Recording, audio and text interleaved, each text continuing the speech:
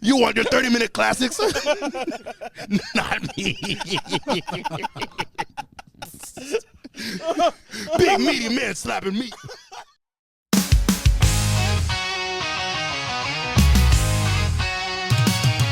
Kicking off the heat, yeah, it's time to go. Slapping me, wrestling, stealing the show.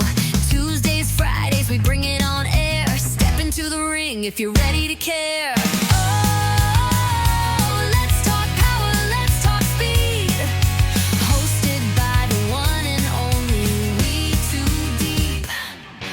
Turn it up loud, feel the power in your seat. This is slapping me, yeah, slapping me. On to the next round in this best of 3 series. So let's go Red Sox as we make our fight towards the World Series pennant. But that's not what we're here to talk about. We're not here to talk about that right now, right? We got some wrestling conversation. We got some pro NFL football conversation to talk about. And before we get to all of that, I would like to remind everyone to like, share, subscribe, whether it's audio, whether you're listening to it on YouTube. Leave comments if you can, depending on what you're listening on, what service. Leave a review if you're listening to audio, right? And share this podcast around. What the aim of the show is while we talk about wrestling. And that's a center point of the show. And while football is the center point of the show, ultimately, this is a community-run podcast, right? And so, which is why there are questions from the Discord. That's the last segment before we go home. Any conversation you want to have can happen in that segment, right? And so with that, I want to start with 2 opening thoughts before we go in the ropes and before we go forth and deep with the main topics, right? I want to preface this first one, right? Understand that the vibe of this show is a little bit sarcastic. It's a little bit comedy with a little bit of truth, right? And so I don't need any of the social justice warriors coming after me because of this segment, right? In this segment is prefaced again by the idea that some of this is sarcasm, some of this is, just my opinion, but we also need to know the context of the nickname that I'm about to say about a certain group of people, and that is the current presidential administration has come out and said that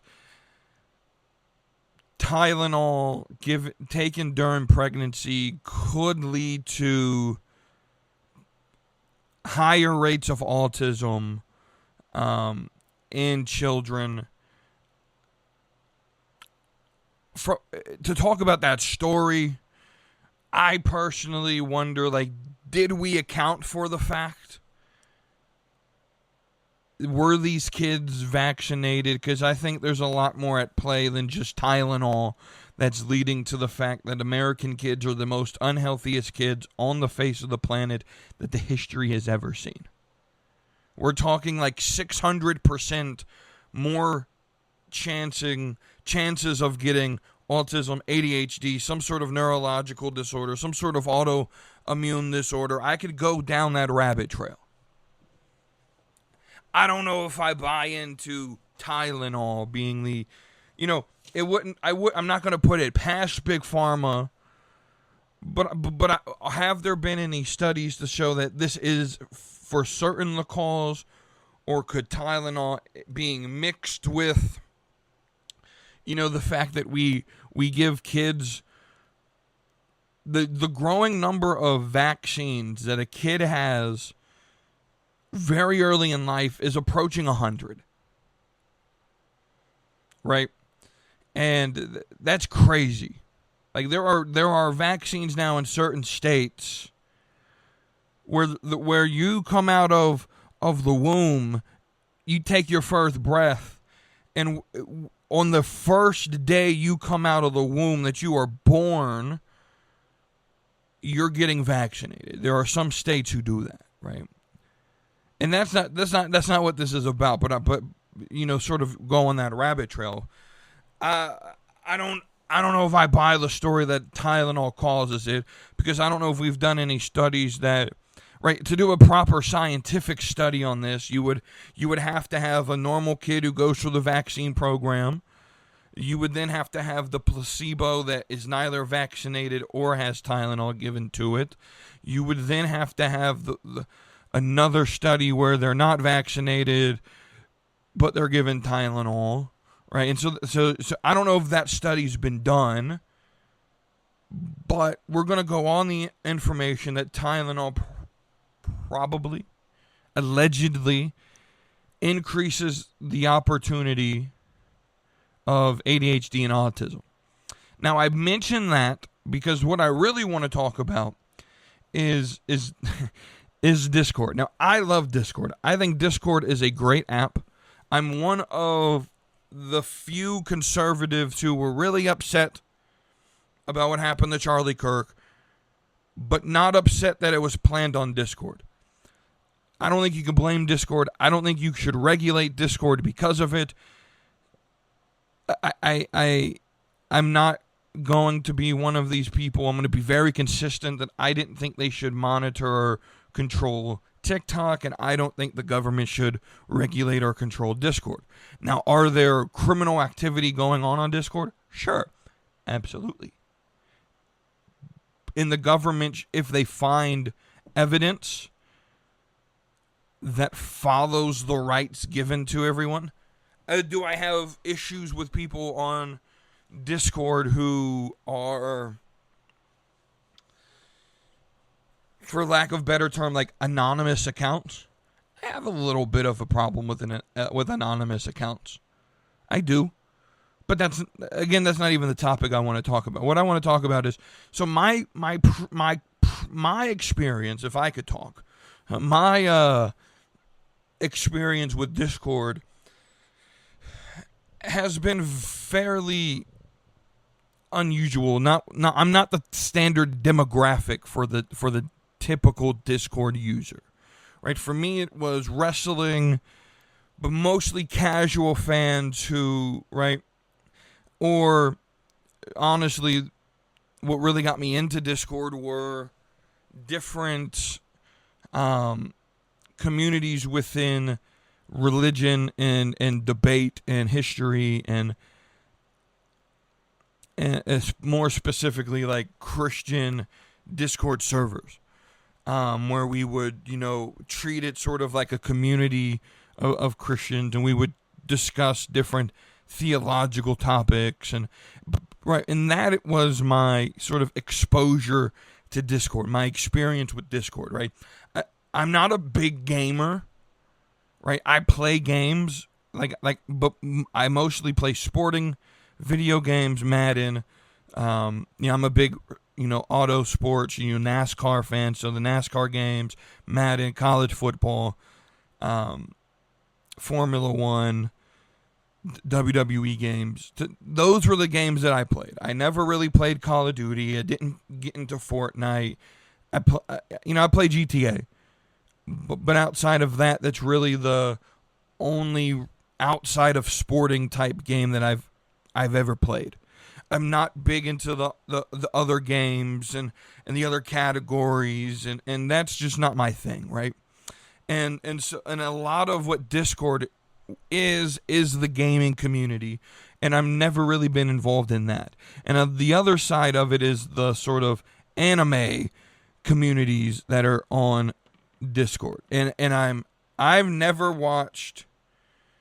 Well, let's say this depends on how you define anime. Like when I think of anime, I think of Dragon Ball Z, the stuff, the Japanese stuff. Like I'm not thinking of Avatar. Like I watched Avatar: The Last Airbender, and apparently that is anime. Okay, if that's what you want to define it as. It was on Nick at Night or Nickelodeon, Nick Jr., so I watched it. I enjoyed the show, right? But Naruto and Dragon Ball Z, and I can't name any of the others because I don't watch it. I find that genre of look, if that's something you watch, more power to you. I find it a little bit weird, if I'm being honest. If I'm going to be honest, I find it a little bit weird, right? But here recently, I've been my experience has changed to where I'm in a server now where that is a large amount of the amount of people in this server. Now, this server, I'm going to be honest with you, I'm going to set this up as it's a Christian dating Discord server. And you're like, bro, that's desperate just to get on the apps. Well, the apps don't work for me. Well, why don't the apps work for me? Because I'm very picky. You have to have the same beliefs as me, and I'm a very controversial person, right? And not every single belief, but you have to be, I think that the best relationships, you have to have something in common, right? I'm not here to say you have to be a New England Patriots fan. No. But you have to believe the same worldview as me. No, I'm sure there are great people out there who are Buddhist and Hindu and Muslim and Jewish, atheist, agnostic, whatever you want to call it. If you aren't Christian, though, you have a different worldview. And when it comes to things like raising kids and having a family, when you don't have the same worldview, it becomes difficult, right? And so the number one requirement I have is you must be Protestant Christian, right? We have to have that same worldview. And then I would prefer you have the same political opinions that again, not the same opinions on every single topic, but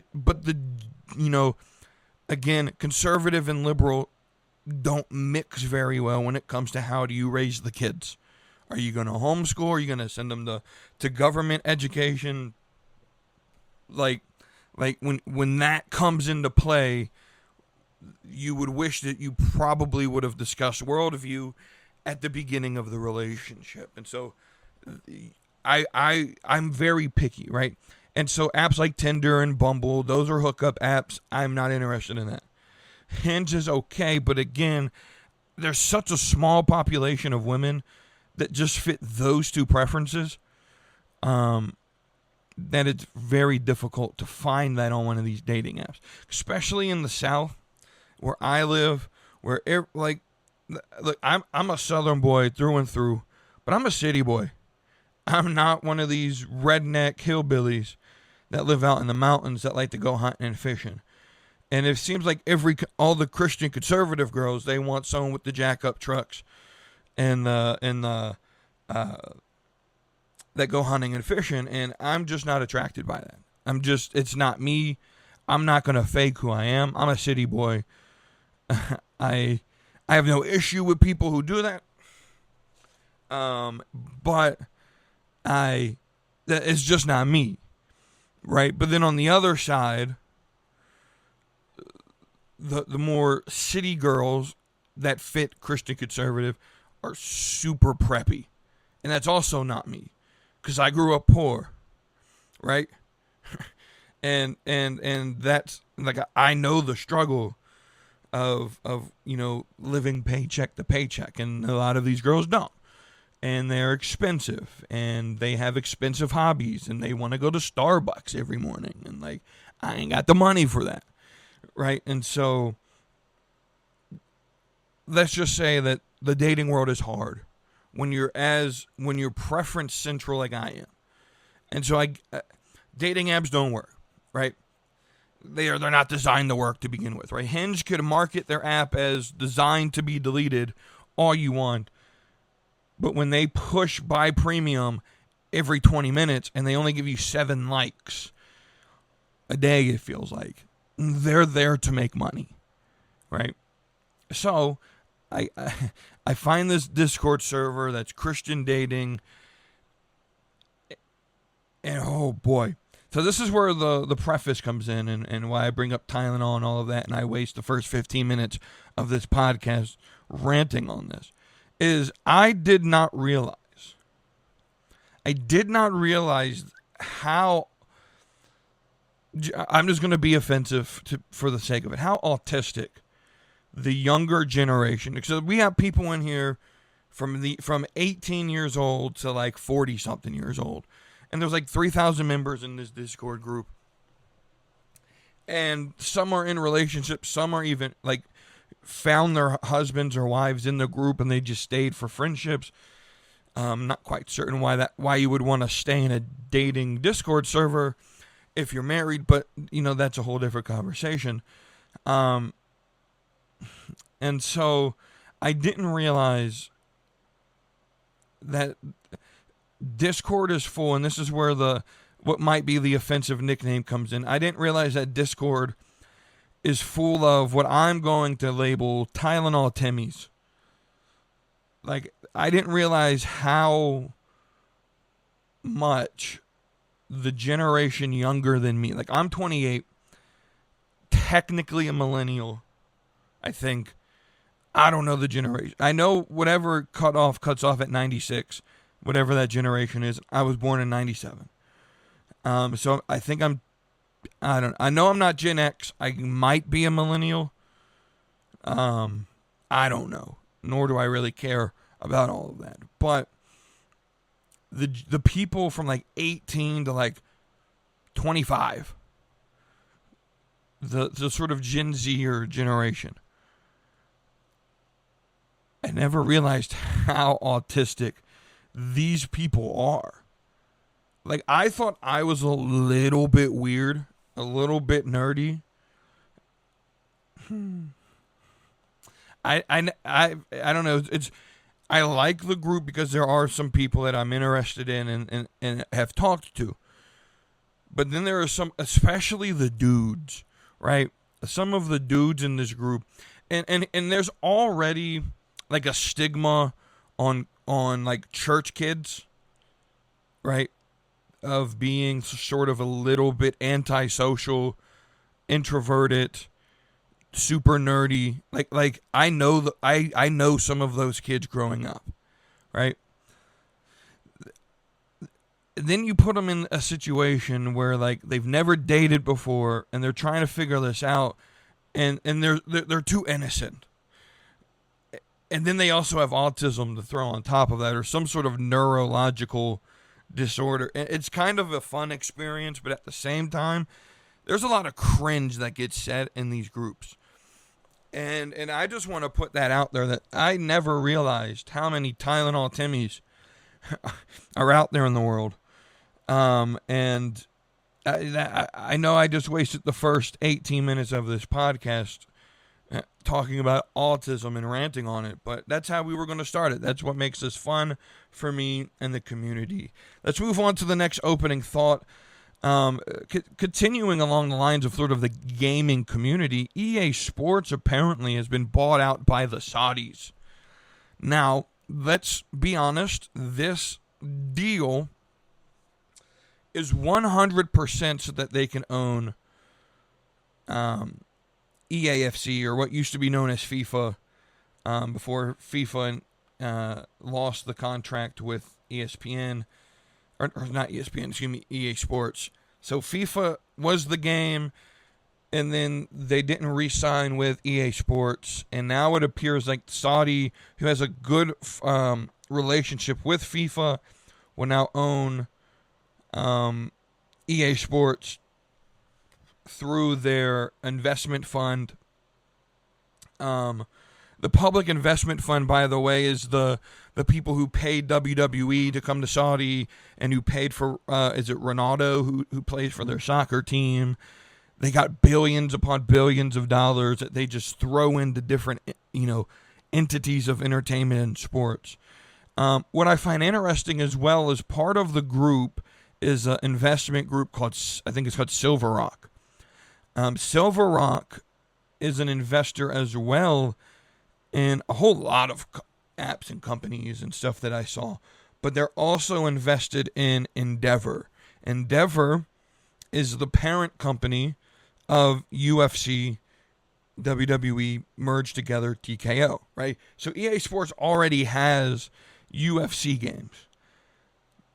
My question with this, and what I think is going to happen, is it all comes full circle. Everyone, there's backroom deals, there's crony corporatism. This isn't capitalism by any means.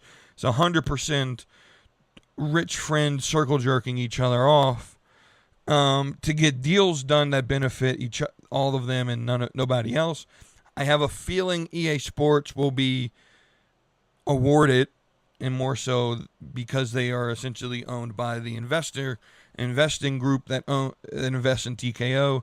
I think WWE games will be made by EA Sports in the future. I don't know how long the 2K deal goes for, but I have a feeling that EA Sports will take over the games in the not-so-soon future. All right, so let's go in between the ropes, or what we would like to say, in the ropes, as we talk about the world of pro wrestling. So first, I didn't predict No Mercy. I'm going to be completely honest. I forgot it was supposed to be last week, or else I would have done a prediction. I liked the event. I thought it was decent. I'm not going to sit here and say it was the greatest, NXT show of all time. It wasn't. I thought we had some good matches. I think, as we continue to build towards the TNA versus NXT drama, and we build that, and it's interesting. Obafemi loses the title. That was a surprise to me, but I kind of figured it would happen, knowing or seeing that none of the other titles changed hands. And so I liked the show. I thought it was a good showing for NXT as we head in towards the next major PLE style NXT show, being Halloween Havoc. But as we lean into the now newly named, so it's kind of good timing that we started this late and not at 7 o'clock like I was originally planning to do, because it is now announced. And we were going to talk about the story of the name of the show Invasion on the 7th, which is next week, right? And the name was Invasion, and we know what it's playing into with the WCW Invasion and all of that. And it's a nostalgia name, and everything was fine. Then the story broke that the Israeli government was upset with the name being Invasion on October the 7th. Now, for those who don't understand what October the 7th is, it would be the 2-year anniversary of the attack from Hamas onto Israel, essentially their 9/11. And I want to preface this. I saw the chant from Ireland fans. They were somewhere in the UK. I don't know if it was in Ireland where this was taking place, or if they were just from Ireland. But there was a pro-Hamas, pro-Palestine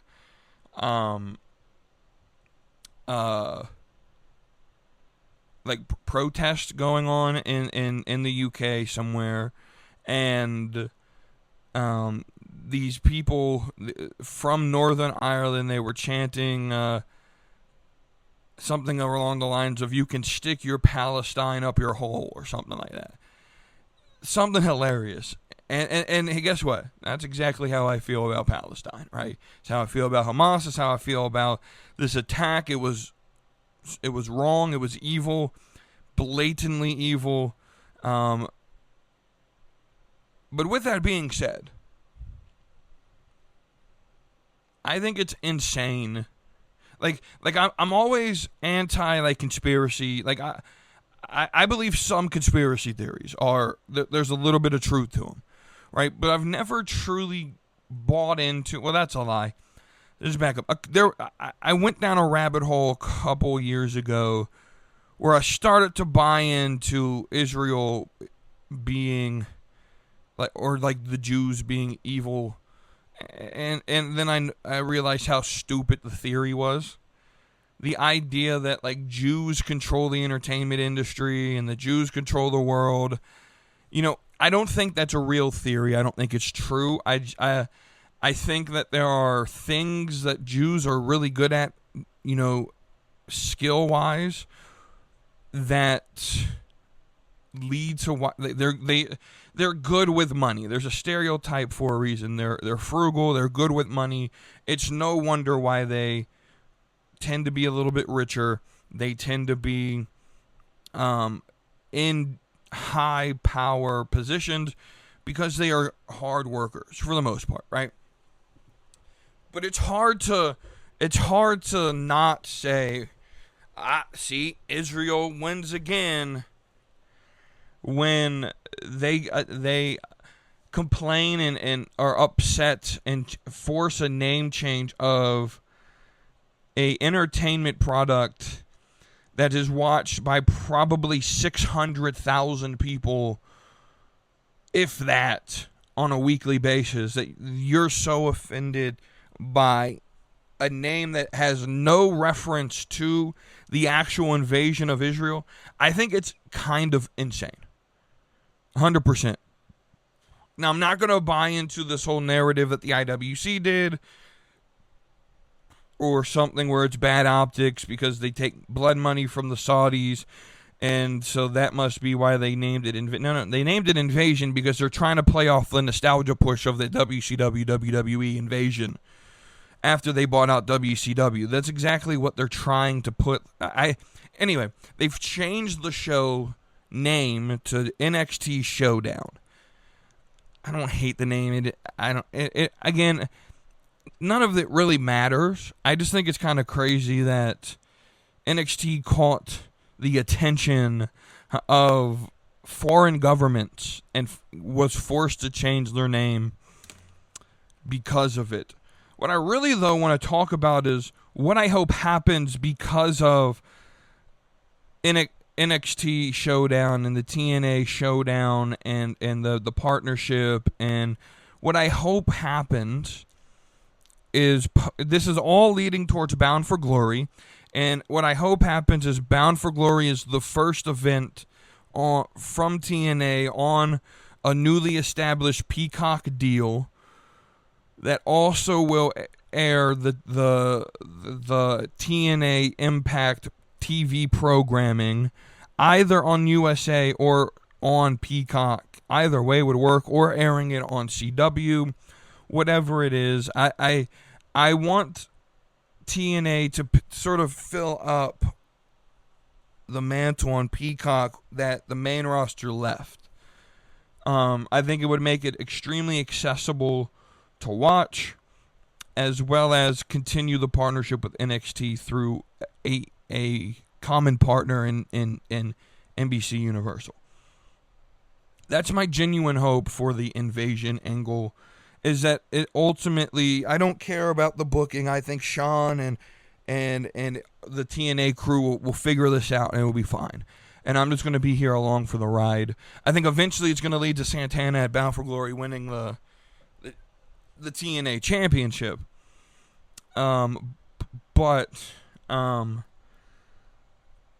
Yeah, as far as my hopes is more business side, I just hope it leads to a good, accessible TV deal for the TNA product.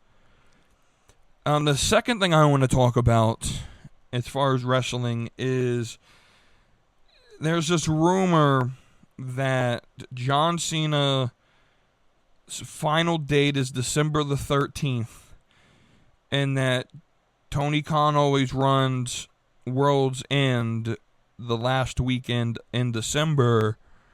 And so people are starting to suggest, could John Cena run one final retirement event for AEW, some grand match, maybe potentially against Adam Copeland or something along that line? Is this a possibility? I'm not going to say no, because it's always a possibility. I just think it's highly unlikely. I do. I don't think... I think Cena, as much as the booking hasn't been good, I don't think Cena is as upset as everyone assumes that he is because of the bad booking. I don't know what I imagined Cena's final run looking like outside of what we've already got. I don't know how you could do better. You've given him, the title. You got the heel turn. You got the record at with 17. You had the match. I think they had one with Orton, right? You had the match with Orton. You had the match with Brock. Edge is the only other major opponent, and again, he's in AEW. You're getting AJ Styles at Crown Jewel. So I don't necessarily know what else more you could have asked for a retirement tour for John Cena. Is it a possibility? Sure. Do I really care? No, I don't. I'm not interested in him going to AEW. Could really care less. If he does, he does. But I highly doubt that he'll pull that type of move. Next story is we're gonna come back to Jazmyn Nyx, who was written off of TV last week on Tuesday, and her contract's done. She didn't re-sign because of money. She says it wasn't enough, and it's coming out somewhere around $75,000 a year, which, if you understand that they have to do their own travel and insurance, and they're independent contractors, so they got to save money for tax. But along with all of that, like, if I was offered $75,000 a year to come work for WWE and to work the type of schedule she put in, where she was hardly ever in the ring, but she was more of a valet. I don't know. I don't know what she thought her earning potential was. She wasn't really being used anyway, so I don't necessarily think it's that big of a loss. Was she a smoke show? Absolutely. She could have had that Maxine Dupree role, and I think she would have played very well into that role. I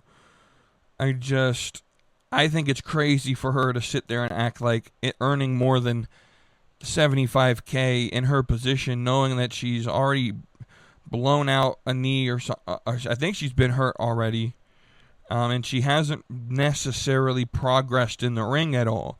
She's good to look at. Like, she was truly a baddie of all baddies, but like, that's not what you're being paid for. Especially in a women's division where you have baddies lining up all the way down, all the way through developmental and everything in the PC. Like, you're easily replaceable, right? And I think people need to recognize that when you're easily replaceable for someone who's willing to work for less money, that immediately makes you worth less. You have to make yourself not replaceable. Why does Roman Reigns, because this got brought up by James, that Roman Reigns makes millions and hardly ever shows up. Why does he get... Because you know what Roman Reigns did? Roman Reigns made himself irreplaceable. There was no one who could take his spot. So to keep him on the roster, you have to pay him a lot of money. Jazmyn Nyx is not irreplaceable. In fact, I don't think there's a lot of people in the WWE who are irreplaceable. I just don't. I think Roman's one of them. I think Seth is irreplaceable. I think Cody's irreplaceable. Brock Lesnar's irreplaceable in that whenever he's there, he draws seats and asses, and not many people have the drawing power of a Brock Lesnar. In the women's division, I personally think Bianca Belair's irreplaceable. I think Jade's irreplaceable. And to be honest with you, Tiffany's replaceable. She is. You're both your champions right now. As much as I love Stephanie Vaquer, she's replaceable. She hasn't stuck out in a way that we're like, we need to have her. Right? Now, you would love to have her on your roster, but when it comes to push comes to shove, you don't need her on the roster. You see what I'm saying? And so you don't need a Jazmyn Nyx on the NXT roster when you have a whole line of women lining up in the Performance Center and Evolve and ID and the NIL program, which we're about to talk about, in NXT already. You have so many women already lining up. You have potential free agents lining up where you're easily replaceable, right? Blake Monroe, Mariah May, is earning millions because she has made herself irreplaceable in a way. I think she is replaceable, but she put herself in a position in AEW to where in order for her to come to like she built value in her branding, where Jazmyn Nyx didn't have that value. And so I don't know what more she expected to make. Let's be realistic. We know exactly what she's going to do. She'll be on OnlyFans. She'll make her 300 whatever thousand a year. She'll think she did something, and she'll give up her dignity to sell herself to Tylenol Timmys who have money to spend that for whatever reason to buy bikini photos of women on the internet. I think it's a little bit weird again, but okay. But speaking of NIL, I have to respond to Junkyard James. He's my brother. Cody is a friend. Now, Cody wasn't part of this episode, but James on his solo episode on Saturday essentially said that NIL was a failure. Now, here's how I know he doesn't understand the NIL program. First off, there's only been like 4 people signed to NIL deals that have even showed up on WWE programming. You had Gable Steveson, you have Obafemi, you have Tank Ledger, and I think that might be the only 3 that have signed with the NIL. I know the Cavenders were on in like in the crowd type scene, but as far as actually becoming wrestlers that have had right, so we need to understand what the NIL program is. So let's break this down, right?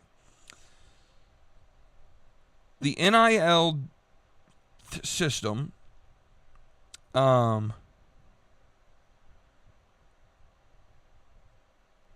is essentially a pipeline system. It's not a contract to WWE. It is using the NCAA's ability to sell your image and likeness for money that you're now allowed to do, to sell your name, your image, and your likeness for college athletes. It is essentially saying, we're going to support you while you play college athletics. And when you finish college, you automatically have an opportunity to try out for a contract. Right? So here's what it is. You leverage current student athletes to continue their athletic careers via pro wrestling. You have a pipeline of talent here, right? But it doesn't guarantee them a contract. Let's just understand that. By signing the NIL deal, they're not guaranteed a contract in NXT. We understand that, right? What this also does is it builds the brand of the student athlete. WWE's branding is huge, right? It's extremely strong globally. And what it does is it provides the student athlete with resources and opportunities to develop their brand, develop their skills, and to develop their name, image, and likeness while still being in college. Right? This includes, so the essentially all this is we are going to provide for you an opportunity to build your brand. And here's some of the things that an NIL deal consists of. You have access to the Performance Center. You have media training. You have brand building classes.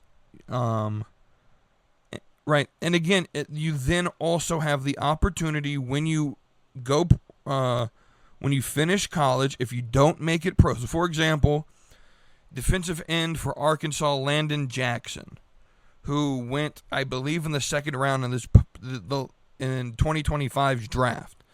Right, he was an NIL athlete. If he didn't get drafted, he would have had the opportunity to try out for WWE. Right?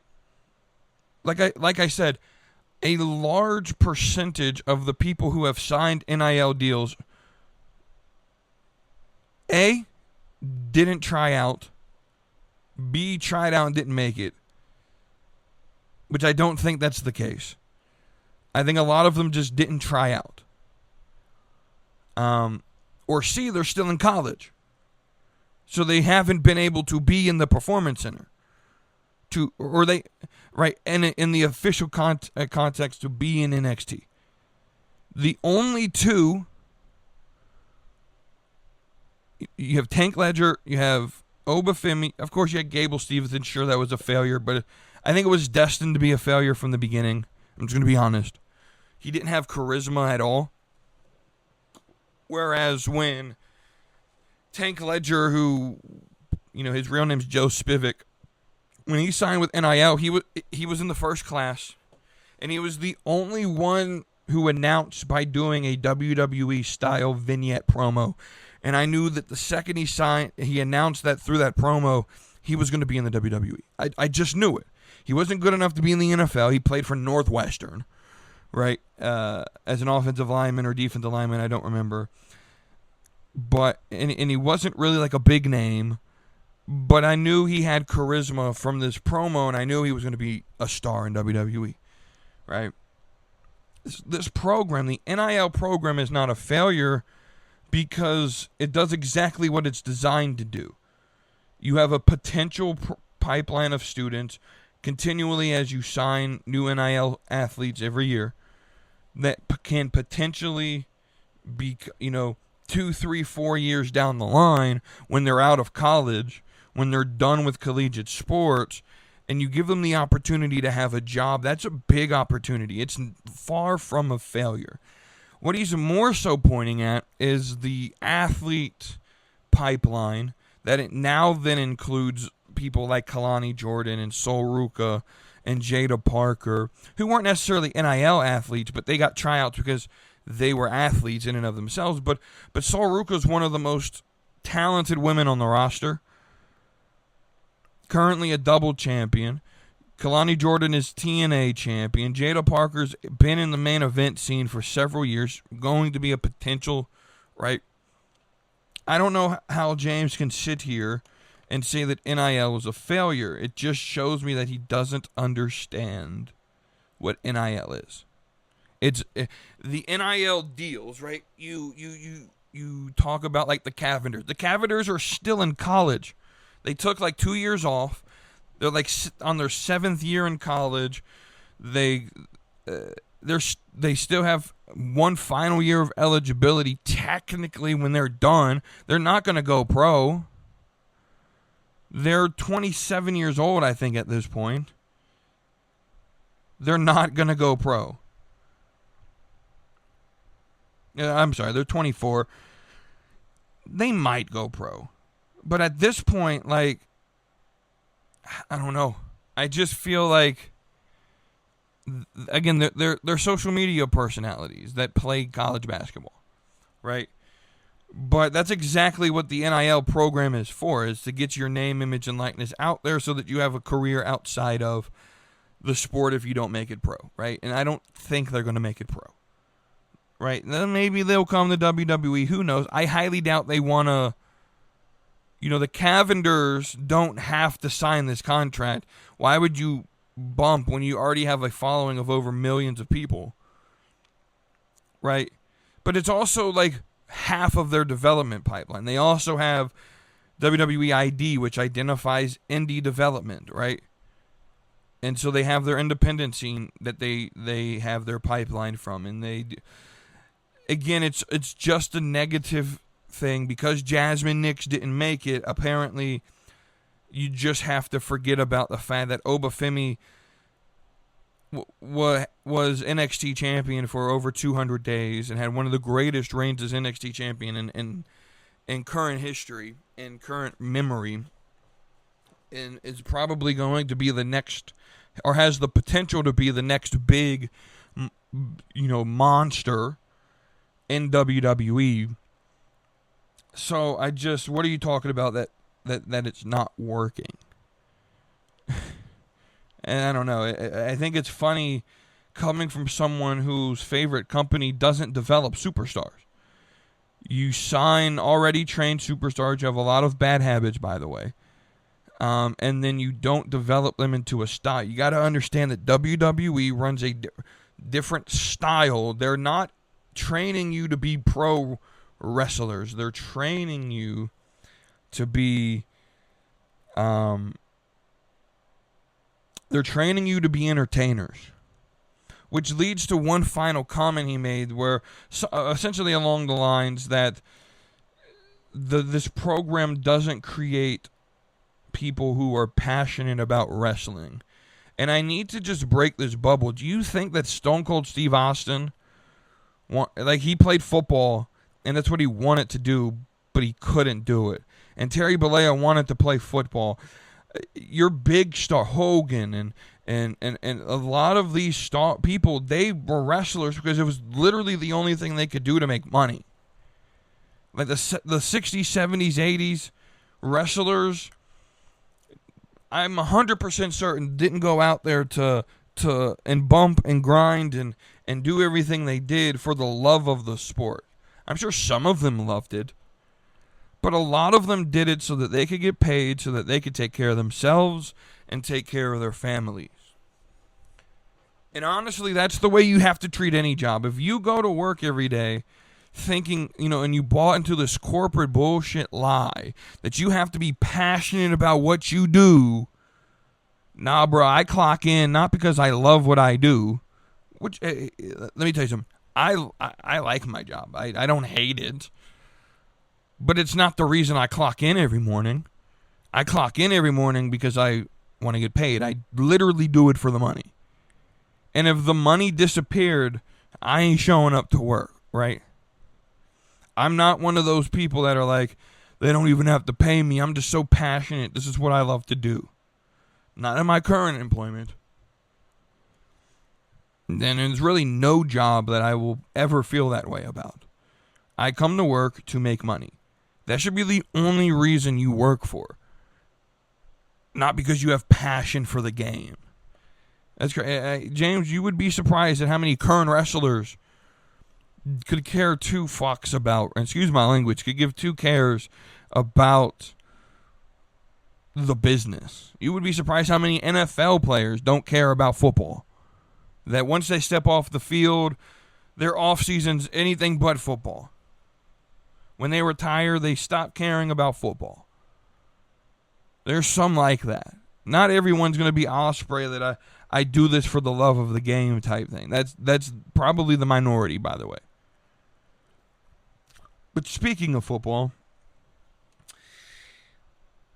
let's talk about football.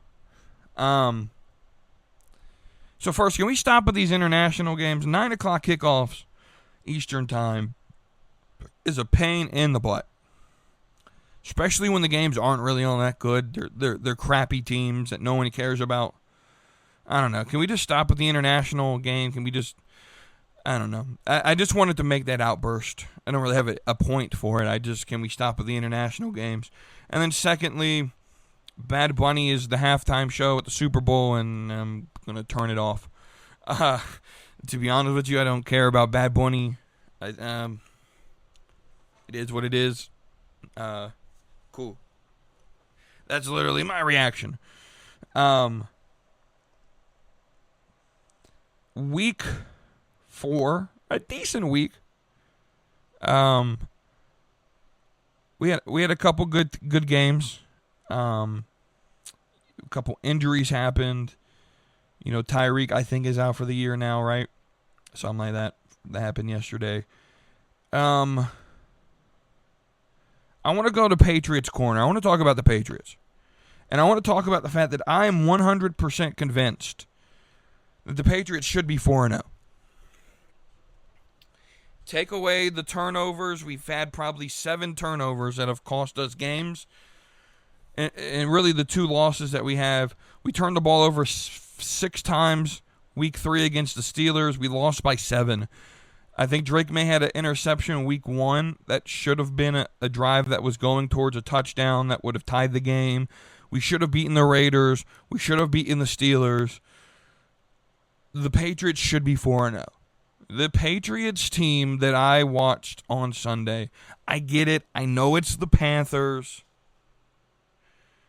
But this is the Panthers team coming off a dominant win at home against the Falcons that, you know, I was kind of scared of this game, that the Panthers were going to come in and continue that, and the Patriots just dominate. This defense is good.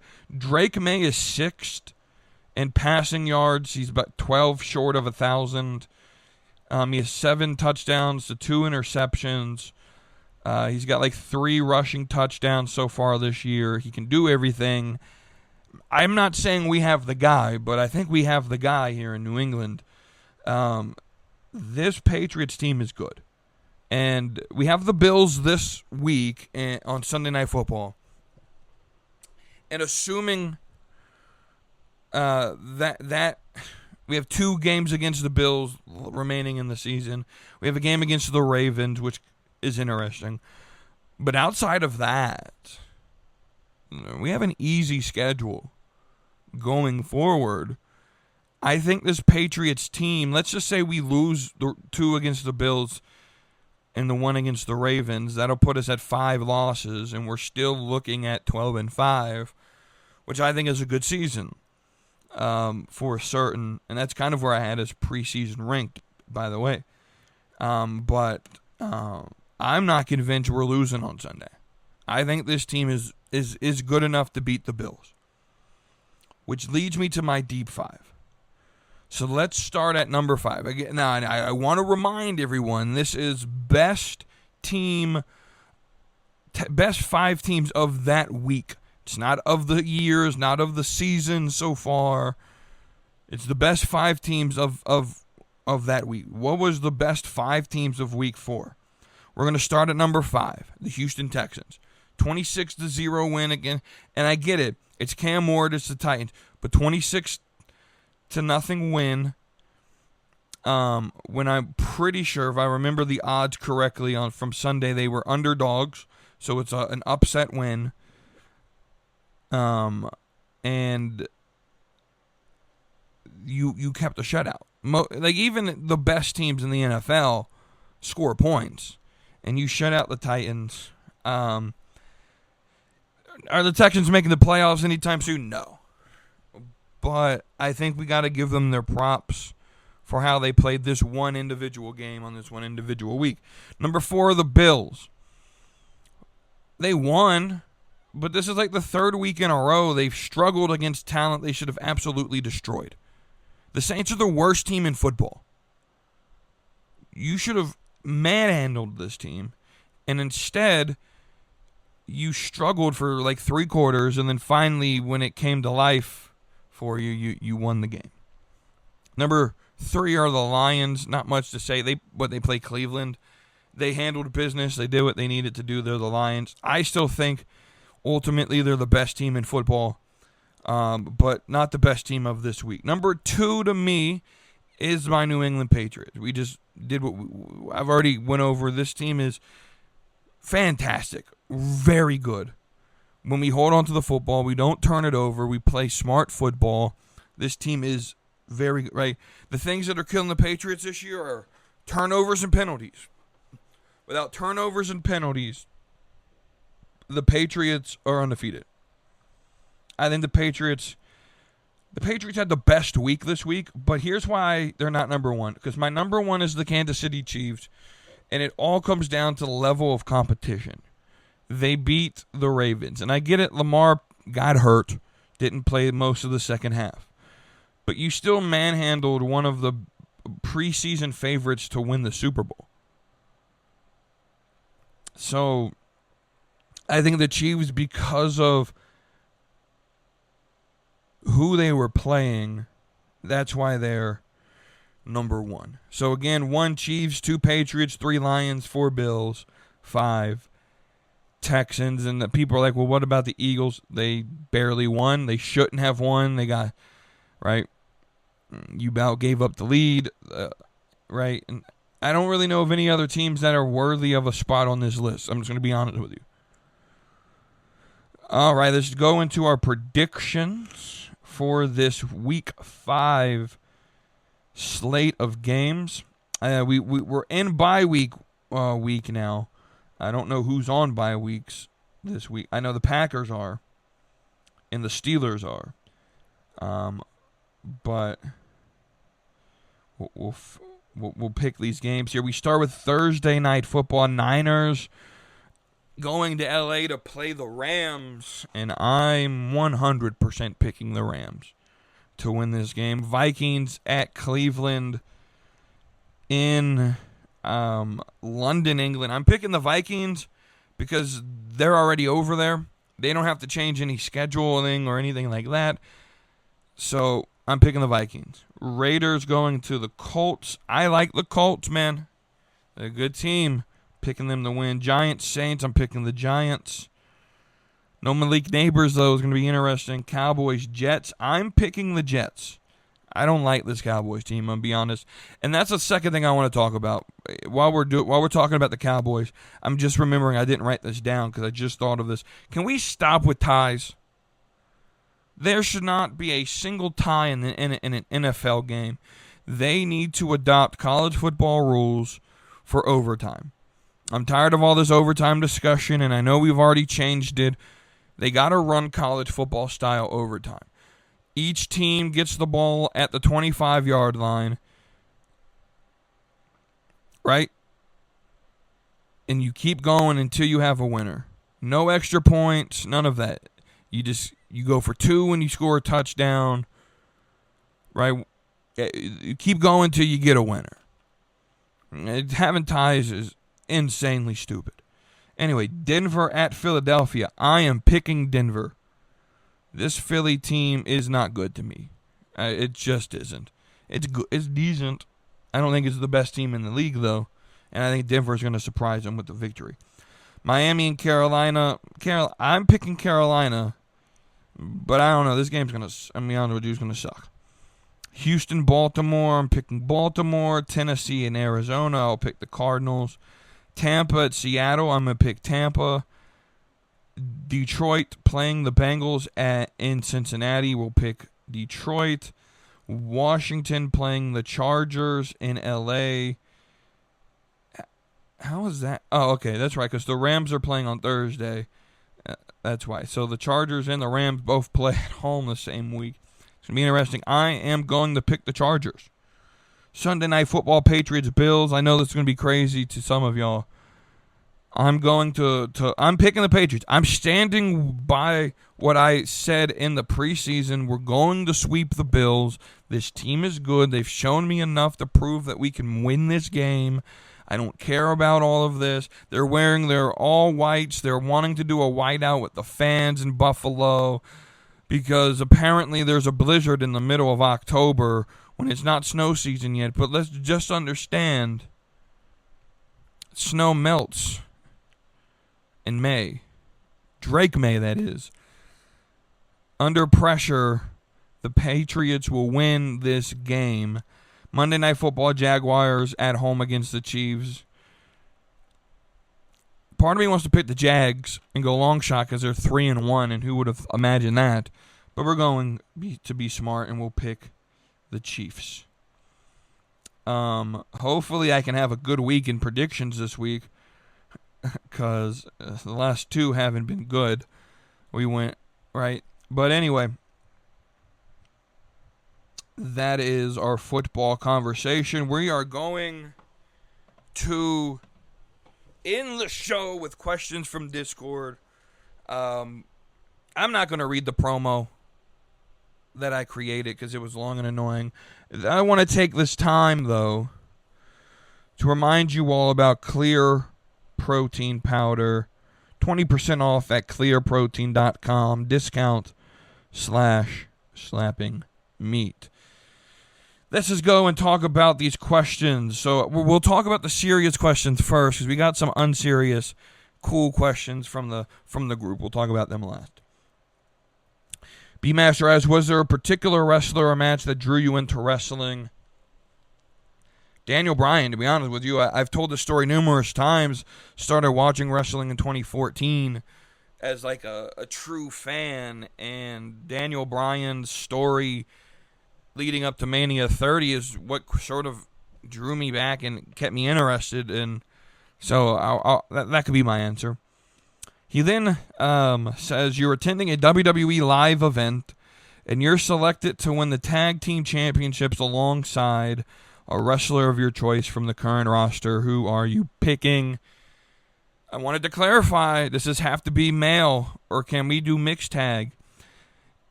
And it wasn't a no for mixed tag, so we're going to go and create the WWE Mixed Tag Champions. And my partner, who we win the tag team mixed tag team champions with, is Sol Ruca. And so that's who I'll pick. Sol Ruca all day. Now, if I had to pick a male,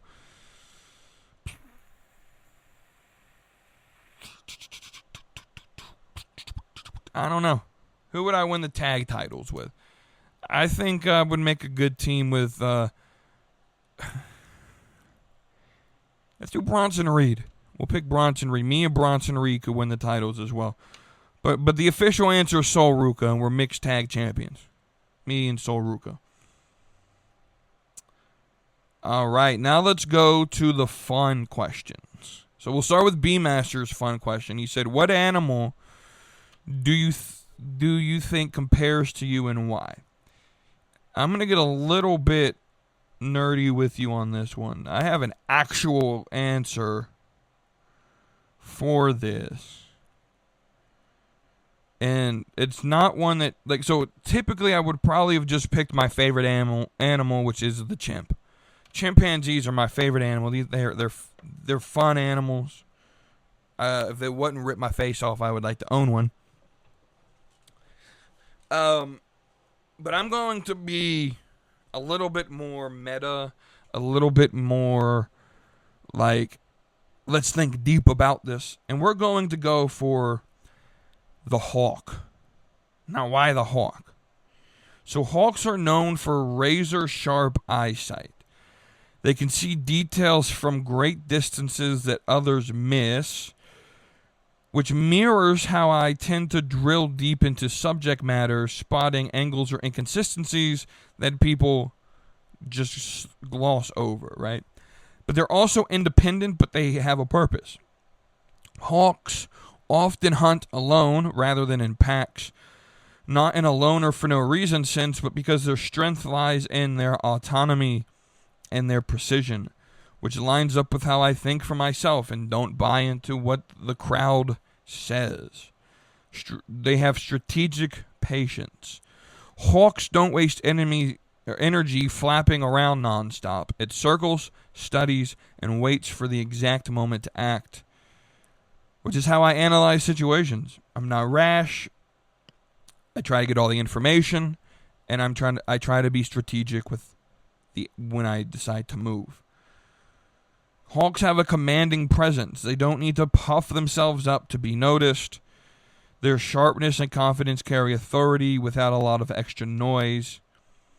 Similarly to how I come across, measured but with weight when I speak. And then finally, across cultures, hawks symbolize insight, vigilance, and a higher perspective. The ability to rise above and see the big picture, which reflects how I often zoom out to challenge cultural assumptions.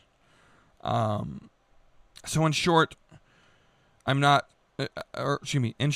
hawkish, not in the aggressive sense, but in the fact that I am discerning, sharp-sighted, and independent. And then the final this is sort of a two-parter from Kara. The first is a hot dog a sandwich?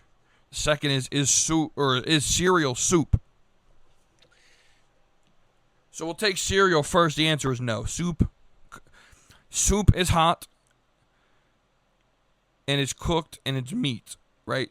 In order to be soup, you have to have a broth, you have to have meat of some kind, and you have to be cooked. Cereal is neither of those qualifications. So we'll go ahead and end that. Cereal is not a soup. Now, is a hot dog a sandwich? We're going to answer this very deeply. It depends on what we define sandwich as. If by sandwich being bread and meat, I guess you could say that a hot dog is a sandwich. But then we also have to take a look at how does culture look at what is the common usage of hot dog.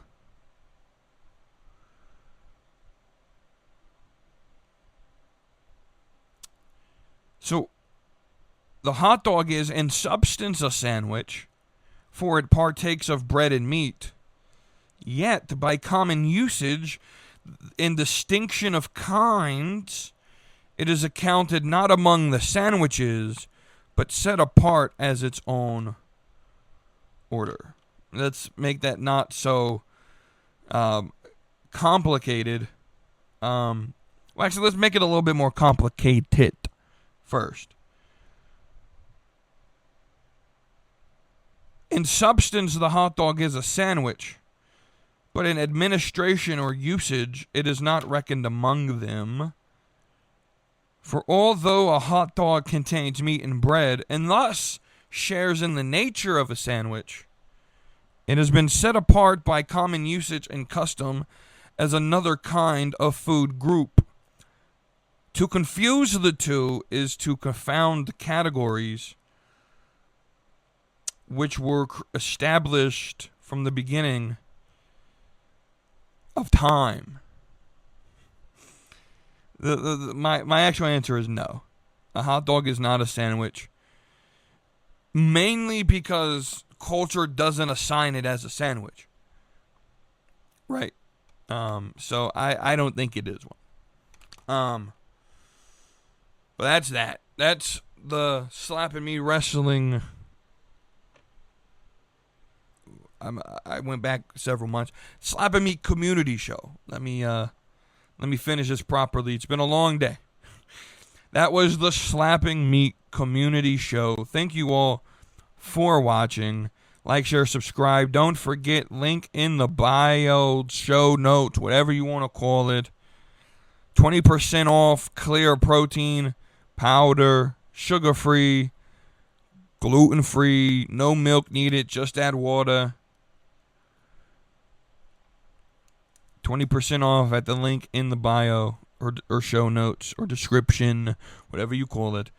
Or just go to clearprotein.com/discounts/slapping. Meet, I'm WETOODEEP. Thank you all for listening. Until the next time, I'll see you on the next one. So hit that subscribe, come along for the ride. AEW, WE, we're always on side. From fantasy booking to baddies that slay, slapping, meat, wrestling every Tuesday.